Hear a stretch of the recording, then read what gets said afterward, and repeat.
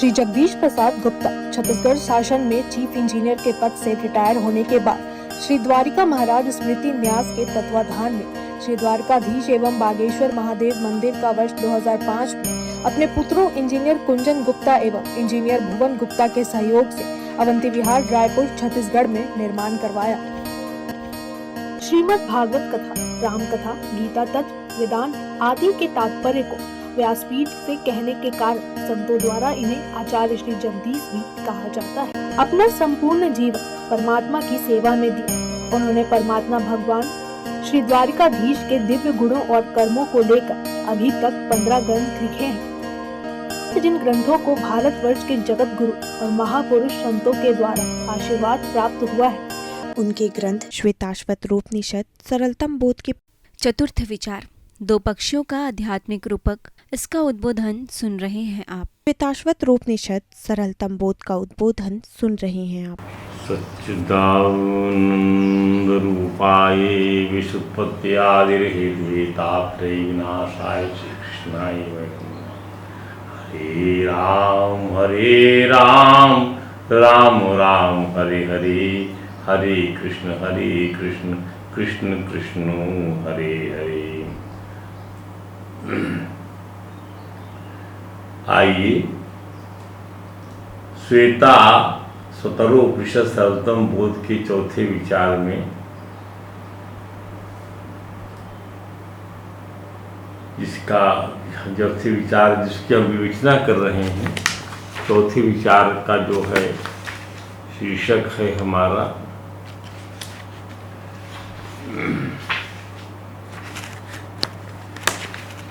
चौथा विचार ये है कि दो पक्षियों का आध्यात्मिक रूपक। अब इसमें जो पद आया था, द्वा सपूर्णा सयुजा सखाया समाने वृक्षम परिसज्जाते। अब हमें एक साथ रहने वाले, सखा भाव से रहने वाले जीवात्मा परमात्मा को ढूंढना चाहें तो क्या वह मिल पाएंगे? ये समझिए, जो जीवात्मा परमात्मा को अलग अलग ढूंढना चाहे तो क्या वो मिल पाएंगे?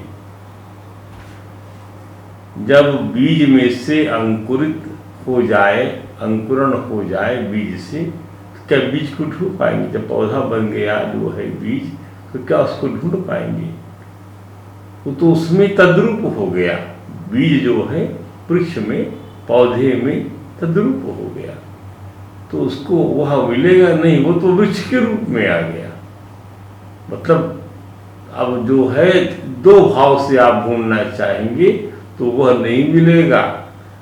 इसको समझने के लिए यहाँ पर एक है, द्वा सुपर्णा से सखा सामान्य वृक्षम परिसजाते। भगवान अपनी काल शक्ति से प्रकृति के गुणों को प्रेरित करते हैं, ये हम जानते हैं।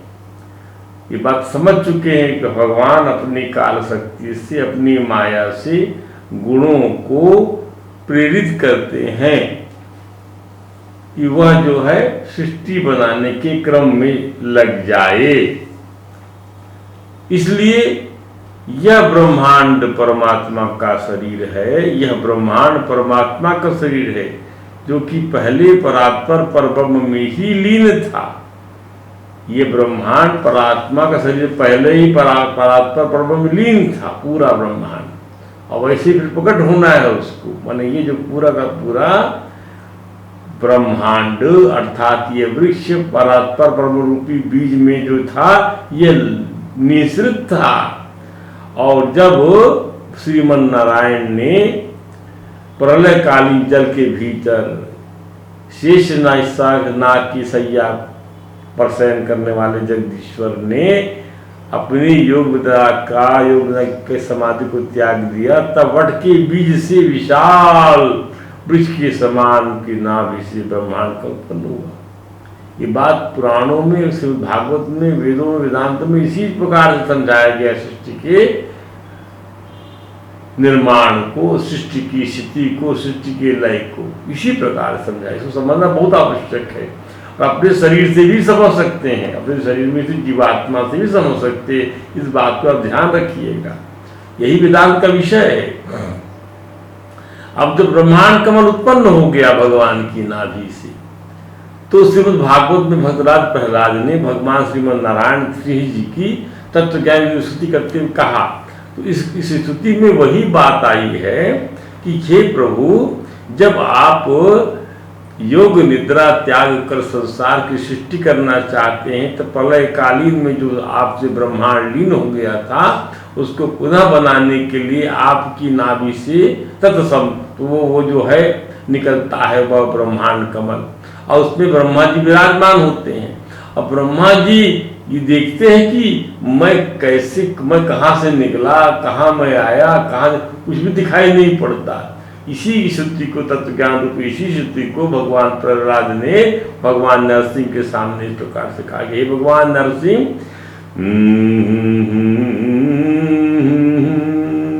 तत्संभवः कविरतो अन्यद पश्यमानस्त्वां बीजम् आत्मनि ततं स्वाबहिर्विचिन्त्य। आप बीज रूपी आपको नहीं देखा, अपने सिवाय किसी कुछ नहीं देखा, बाहरी जगत में अपने आप को देखते रह गए ब्रह्मा जी कमलासन में, कमल के आसन में विराजमान। ब्रह्मा जी मतलब उन्हें कमल के सिवा कुछ भी दिखाई नहीं पड़ा, तब बीज रूप में व्याप्त परमात्मा को नहीं जान सके। बीज रूप में व्याप्त कि परमात्मा उन्हीं में व्याप्त है, कैसे दिखाई पड़ेगा? जब दृश्य ही जो है दृष्टा को देखना चाहेगा तो कैसे दिखाई पड़ेगा?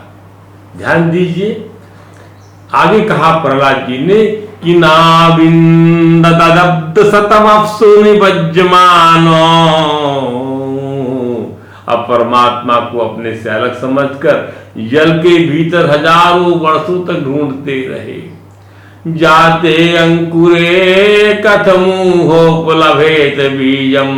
अरे जब अंकुर उगाए तो उसमें से बीज को कोई बाहर अलग कैसे देख सकता है? जब ब्रह्मा जी आप प्रकट हो गए, ब्रह्मांड कमल सामने आ गया, तो कैसे देखेगा अपने दृष्टा को वह? फिर क्या हुआ? सत्वात्मयोनिरतिविस्मितासितो। ब्रह्मा जी अपने कमल के आसन पर फिर से विराजमान हो गए। आश्चर्य तक कुछ दिखाई नहीं पड़ रहा है। फिर वह तपस्या किया, कालीन तीव्र तपसा परिशुद्ध भाव, और विशुद्ध हो गए। उनका द्वैत जाता रहा। उन्होंने पाया कि परमात्मा तो मुझ में ही है। तो आत्मनीश भूये गंधम इव सूक्ष्मं भूतेन्द्रियाशयमरे विततं ददर्श। वह अपने उस शरीर, अपने उस ब्रह्मांड कमल में, अपने ही शरीर में उन्होंने भूतों को, इंद्रियों को, सबको देखा। ऐसे ही जैसे जो है गंध भूमि गंधर्वती सूक्ष्म, भूमि में गंध जो है तन्मात्रा रूपी गंध भूमि में मिली रहती है, इससे भूमि उत्पन्न होती है उसकी विकृति से, और दोनों को अलग अलग करना संभव नहीं। ऐसा देख लिया, उनको अनुभव हो गया। तब उन्होंने जो है ऐसी कई दुनिया गुजर जाएंगी, परमात्मा को ढूंढता रह जाएगा जीव, पर वो नहीं पा सकेगा। वो तब पा सकेगा उनको जब वह तद्रूप हो जाएगा, मद्रूप हो जाएगा। इसका तात्पर्य ये है। तयो अन्य पिप्पलम स्वादुवत्ती। श्रुति में पद आया है, द्वा सुपर्णा सविजा सखाया समाने भिक्षा पर इसकी योजना किया हमने। और तयो अन्य पिप्पलम स्वादुवत्ती, इस मंत्र में भी जब नाशनता अन्योपचाकशीति, अंतकरण शुद्ध होने पर यह ज्ञान हो जाएगा कि परमात्मा दृष्टा है, और जीव की हैसियत से जिज्ञासु साधक को भी उस जैसा बनने के लिए सुख दुख के भोगों से स्वयं को अलग रखने के लिए अनासक्त होना पड़ेगा। निष्काम कर्म को स्वीकार कर अंतकरण को शुद्ध बनाना ही यही लक्ष्य रखना पड़ेगा, अनासक्त भाव से, निष्काम कर्म से। इसके लिए मनोनिग्रह करना होगा, परमात्मा को मन बुद्धि का समर्पण करना होगा। सविजा माने क्या? स्वामी अखंडानंद जी अपनी विवेचना में भी यही समझाते हैं कि सयुजा माने जीव में ईश्वर और ईश्वर में जीव। सयुजा युज है दोनों, जीव में ईश्वर और ईश्वर में जीव। गते श्वासः विश्वासः का प्रवर्तते, गते श्वासः विश्वासः का प्रवर्तते। श्वास निकलने पर लौट कर आएगी, इसका कोई ठेका किसी भी जीव के पास नहीं है। गते श्वासः विश्वासः का प्रवर्तते। अभी ये सांस लौट के कोई भरोसा किसी भी जीव। शरीर रूपी पेड़ के गिरने पर पर्णोपरांत इसके हृदय रूपी कोटर में रहने वाले दो पक्षी जीव उड़ जाते हैं। लिंग शरीर में जीवात्मा के साथ ईश्वर रहता ही है। यह किसी दूसरी योनि में इस प्रकार रहने लग जाते हैं जैसे पहली योनि के शरीर में रहते हैं। तो जीव और ईश्वर कैसे रहते हैं? जैसे पति पत्नी रहते हैं वैसे, जैसे मित्र मित्र रहते हैं ऐसे। कि नहीं, जीव की खोली ओढ़कर ईश्वर रहता है। जीव की खोल है, इसको खोल ओढ़कर ईश्वर रहता है। न पति पत्नी शरीर के रहते, न मित्र मित्र शरीर रहते, कि नहीं, जीव की खोली ओढ़कर ईश्वर रहता है। जीव शरीर है और ईश्वर शरीर ही है। ये खोली है जीव, इसीलिए इसको वस्त्र कहा है भगवान ने।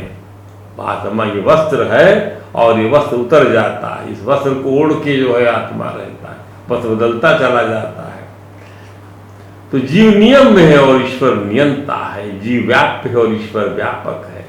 जीव जेवर है और ईश्वर सोना है, सोना स्वर्ण है। सखा या ये सखा है, सखा का अर्थ होता है कि दोनों की ख्याति समान है।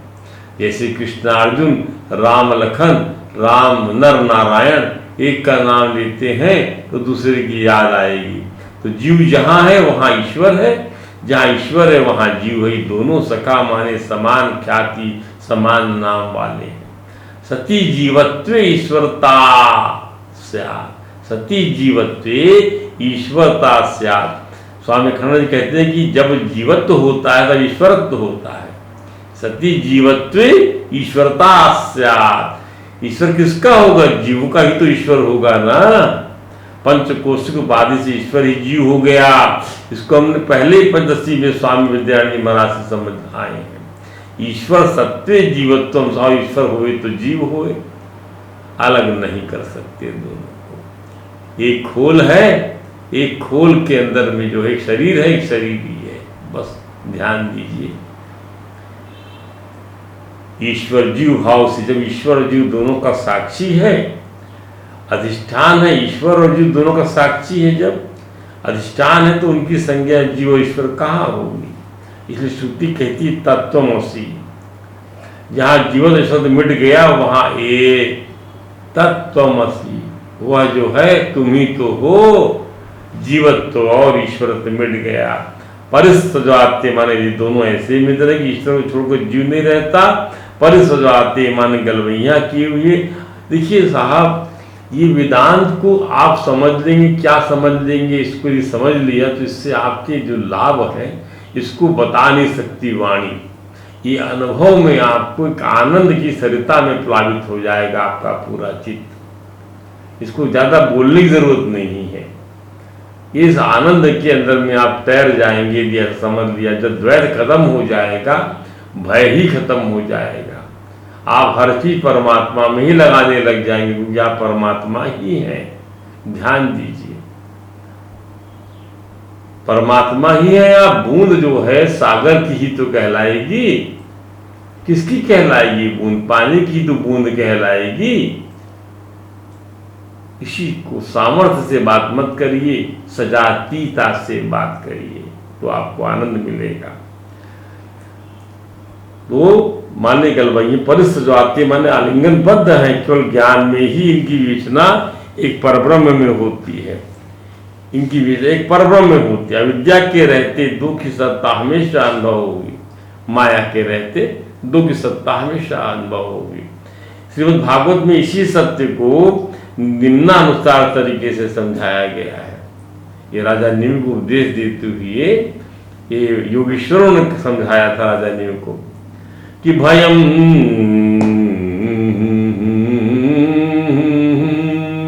भयं द्वितीयाभिनिवेशतः स्यादिसादपेतस्य विपर्ययो स्मृतिः तन्मायया तो बुधा भजे तम भक्त्यैकेशम गुरुदेवतात्मा। ईश्वर से विमुख पुरुष को उनकी माया में अपने स्वरूप की विस्मृति हो जाती है। जो पुरुष ईश्वर से विमुख है उसको अपने स्वरूप की विस्मृति हो जाती है। भयम द्वितीयाभिनिवेशता स्यादिसादपेतस्य, ईशा से विपरीत होने से विपर्यो उसको अपने स्वरूप की स्मृति नहीं रह जाती, विस्मृति हो जाती है। मैं देवता हूँ, मैं मनुष्य, इस प्रकार का भ्रम विपर्य हो जाता है। ध्यान दीजिए, भयम द्वितीयाभिनिवेशतः स्यादिसादपेतस्य विपर्यो अस्मृति। जब स्मृति ही नहीं रहेगी अपने स्वरूप की तो क्या करेगा, वो विपर्य भाव से सोचने लग जाएगा, भ्रम विपर्य हो जाए। इसलिए आदि अन्य वस्तु में अभिनिवेश तन्मयता होने के कारण बुढ़ापा मृत्यु रोग आदि अन्य को भय होने लग जाएंगे उसको। इसलिए अपने गुरु को ही आराध्य देव परम प्रीतम मानकर अनंत भक्ति के तद माया तो बुधा भजेतम, जो बुद्धवान होता है भक्तिया एकम ईशम गुरुदेवता, अपने गुरु को ही आराध्य देव परम प्रीतम मानकर अनंत भक्ति के द्वारा उस ईश्वर का भजन उसको वो करता है और करना चाहिए। अविद्या के कारण ही ईश्वर से जीव अपने को अलग समझेगा तो उसको नाना प्रकार की अभाव अवस्था का बोध होगा। इससे वह जीव भाव से मुक्त न होकर ईश्वर भाव की कक्षा में जा ही नहीं पाएगा, है कि नहीं। उसको भयावस्था का बोध होगा, वो ईश्वर से जीव अपने अलग समझेगा तो उसको क्या होगा। इसलिए प्रभु से अपने आप को एक समझना चाहिए और तभी अपने को ईश्वर से भिन्न नहीं जान पाएगा। क्यों, कभी भी, क्योंकि वह ईश्वर का सखा है, कभी नहीं जान पाएगा, क्योंकि ईश्वर भाव कक्षा में जा ही नहीं सकता वो अलग समझने से अपने आप को, अविद्या के कारण अपने आप को। उससे बस कर्तृत्व भोक्तृत्व की संज्ञा से स्वयं को बचाए रखना है, जो केवल और केवल ईश्वर गुरु कृपा भजन से संभव होगा।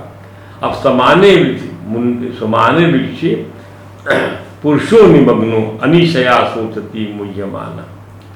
इस शरीर रूपी एक ही वृक्ष पर जीवात्मा शरीर की गहरी आसक्ति में डूबा हुआ।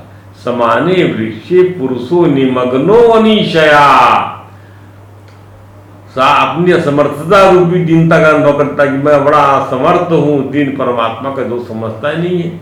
यदि परमात्मा को अपना मित्र समझता कि मैं वही हूँ जो वो हैं, वो तो समझते हैं, तो वो न उसको भय लगता, न वह जो दीन अनुभव करता, न मोहित होकर शोक करता, नहीं इस बीमारी से भी निकल जाऊंगा, नहीं मैं इस द्विधा से भी निकल जाऊंगा, परमात्मा का मैं मित्र हूं।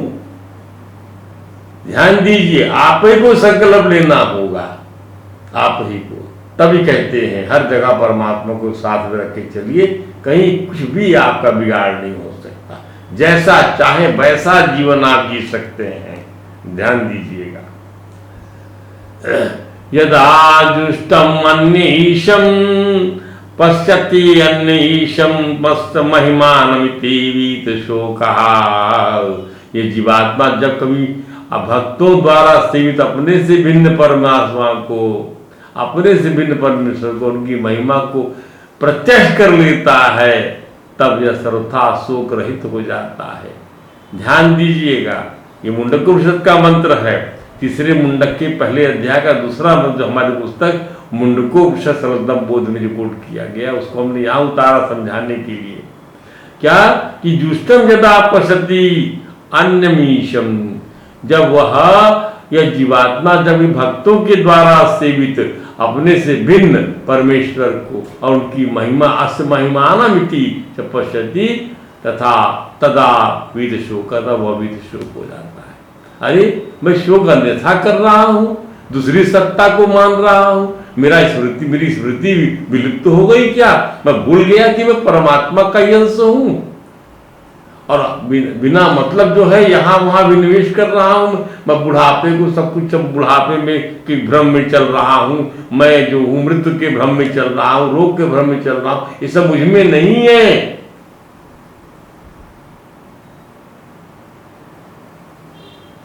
तब ब्रह्मर्षि अंगिरा बताते हैं परमात्मा को जानने का फल क्या है।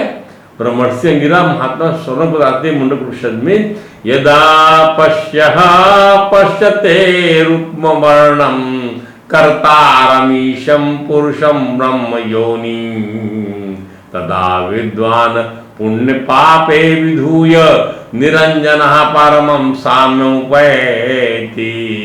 यदा जब यह जीवात्मा दृष्टा ईशम सबके शासक ब्रह्मा के भी आदि कारण ब्रह्म योनि कर्तारम संपूर्ण रचिता उनको वर्णम पुरुषम दिव्य प्रकार रूप परम पुरुष को प्रत्यक्ष कर लेता है, तद्रूप हो जाता है, दूसरा भाव खत्म हो जाता है, तब अविद्या खत्म हो जाती है, अभिनिवेश खत्म हो जाता है, अभिनिवेश खत्म हो जाता है, और राग द्वेष खत्म हो जाता है, अहंकार खत्म हो जाता है, निर्मल हो जाता है। और ऐसा विद्वान सर्वोत्तम समता को प्राप्त कर परमं साम्योपैति। दोनों ही मंत्र में ब्रह्म ज्ञान का फल निहित है।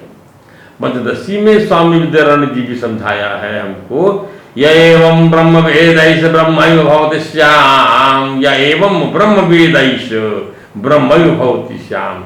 जिस प्रकार ब्रह्म को जान लेता है वह ब्रह्म ही हो जाता है। ब्रह्मणो नास्ति जन्मातः पुनरेष न जायते।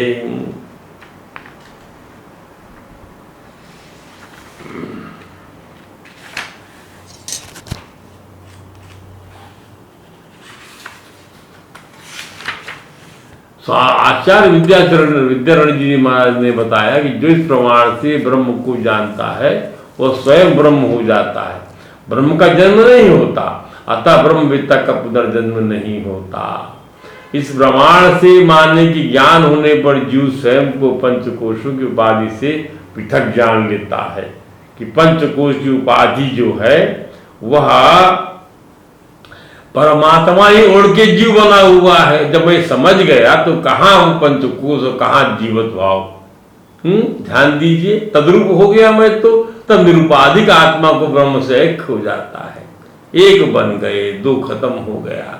ऐसा परमवेत्ता जीवात्मा पुनर्जन्म कहाँ से लेगा? एक ही सत्ता रहेगी तो एक ही एक रहेगा, दो तो रह देंगे तो जन्म का सवाल ही नहीं पैदा होता।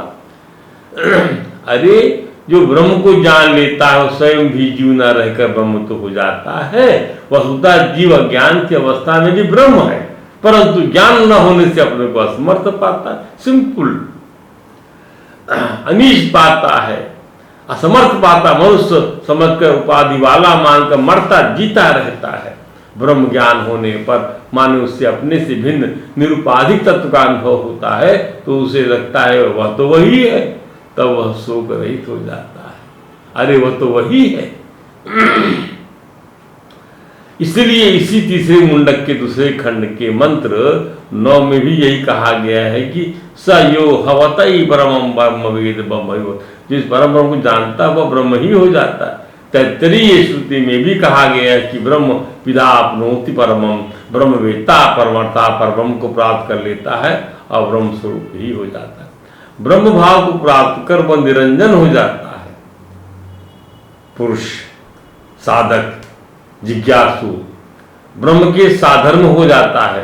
परमम साम्यम, अपने पाप पुण्य द्वैत नहीं व्यापता, उससे अब सही मानने में वह विद्वान कहे जाने का अधिकारी हो जाता है।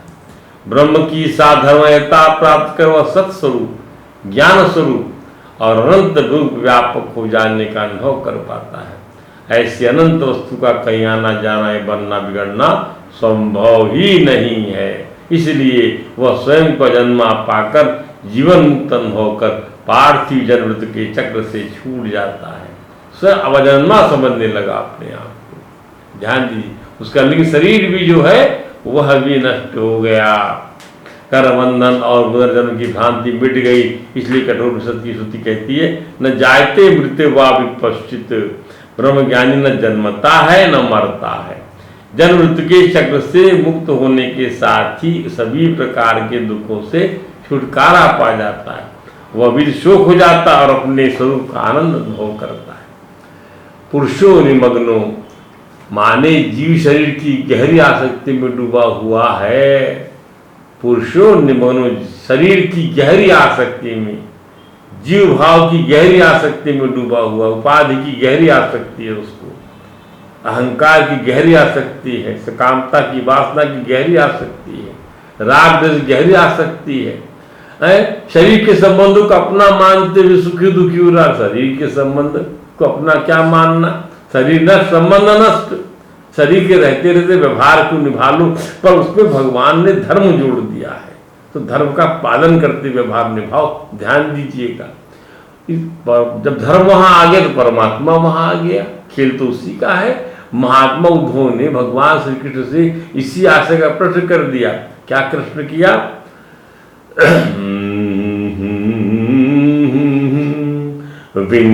विदन्ति मत्या प्रायेण, मनुष्य जानता है, सारे मनुष्य जानते हैं क्या? विषयान पदमापदाम, विषयान पदम, विषयान पद्मापदा, कि विषयों के सेवन से दुख मिलता है, विषयों का सेवन दुख का घर है।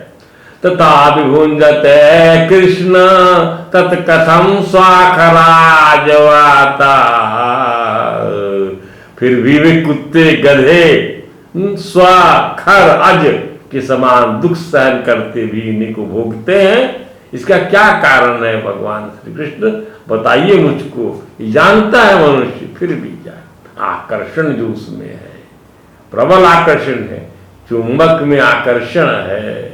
ध्यान दीजिए, महात्मा उद्धव की इस प्रश्न में वही बात कही गई जो ब्रह्मर्षि अंगिरा महात्मा स्वरों को बता रहे हैं कि पुरुषा निमग्ना अनिशया मुह्यमाना सोचती, जीवात्मा विषय भोगों में डूबा हुआ है, अपने स्वरूप ज्ञान की सामर्थ्य, ये बहुत जरूरी समझना है, अपने स्वरूप ज्ञान की सामर्थ्य को भुला बैठा है, शरीर धर्मा से मोहित है, शरीर धर्मा बन के मोहित हो रहा और शोक करता रहता है। भगवान श्री कृष्ण के उत्तर में जो बात आती है उसी इस मंत्र की विवेचना हो जाएगी। हम तो बताएंगे जो परमात्मा ने समय के फिर से लुप्त हुई वेदवाणी को सृष्टि के आदि में ब्रह्मा को उपदेश देकर इसे पुनः जागृत किया था, जिसमें उन्हीं के भागवत धर्म का वर्णन है। भगवान श्री कृष्ण ने कहा कि कालेन नष्टा प्रलय वाणियम वेद संगीता, ये वेदवाणी काल के फिर से नष्ट हो गई थी। मयादौ ब्रह्मणे प्रोक्ता धर्मो यस्याम मदात्मका, जब सृष्टि का समय आया तो मैंने अपने कल्प से ही इसका, ब्रह्म कल्प से ही इसका ब्रह्म को उपदेश दिया था। इसमें मेरे भागवत धर्म का ही वर्णन है। प्रोक्ता धर्मो यस्याम, इसमें इस वेदवाणी में मेरे भागवत धर्म का ही वर्णन मदात्मका। ब्रह्मा जी ने ज्येष्ठ स्वयंभू मनु को वेदों का ज्ञान कराया और स्वयंभू मनु और स्वयंभू मनु ने से भृगु, अंगिरा, मरीचि, पुलह, अत्रि, पुलस्त्य, क्रतु, इन 7 प्रजापति महर्षियों ने ग्रहण किया। फिर इन ब्रह्मर्षि प्रजापतियों से इनकी संतानों ने से ग्रहण किया।